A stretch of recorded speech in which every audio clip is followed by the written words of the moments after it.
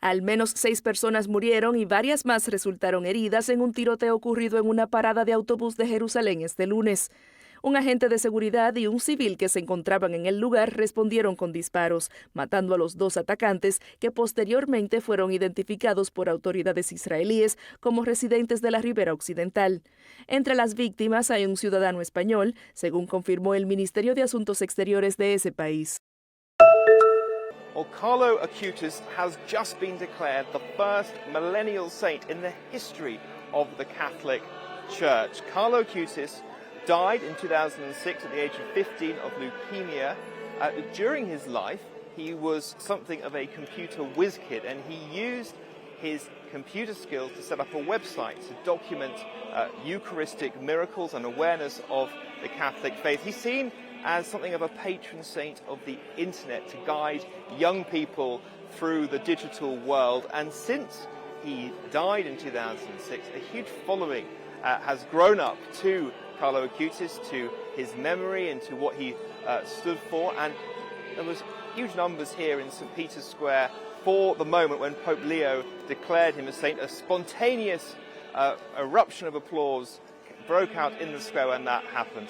Now, people from across the globe are here for this event, and I spoke to some of those from Pennsylvania, where there is a shrine to Carlo Acutis. There's a big following to this youth saint in the United States. Carlo Acutis was declared a saint after a long investigation into his life and after 2 miracles were attributed to his intercession, which is a necessary requirement normally for saints to be declared in the Catholic Church. The 2 miracles of Carlo Acutis: one, a young Brazilian boy who had a birth defect and was reportedly cured of that after prayers were said to Carlo Acutis, and a young Costa Rican woman, a 21-year-old, who had a bicycle accident in Florence, and her mother reportedly prayed to Carlo Acutis, and she was cured too. So it was after that investigation into his life, the declaration of the miracles, that Pope Leo today was able to declare him a saint.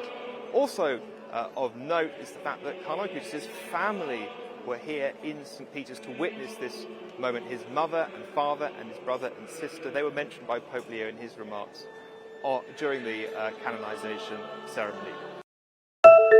Never really seen anything quite like this in all my years as being a journalist and a court reporter. This case has really been quite extraordinary from start to finish, and I think that's the case for so many different reasons. Firstly, it's just the heinous nature of this crime. The fact that this woman used beef Wellingtons laced with death cap mushrooms to deliberately murder her in-laws. So that's her children's grandparents and her estranged husband's parents.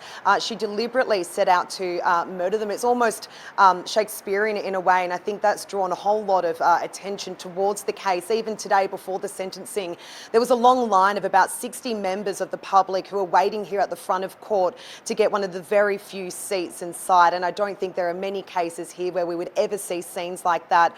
But it's also just who Erin Patterson is as a person. She's become quite the enigma throughout all of this. She's maintained her innocence. She's never given any sort of confession.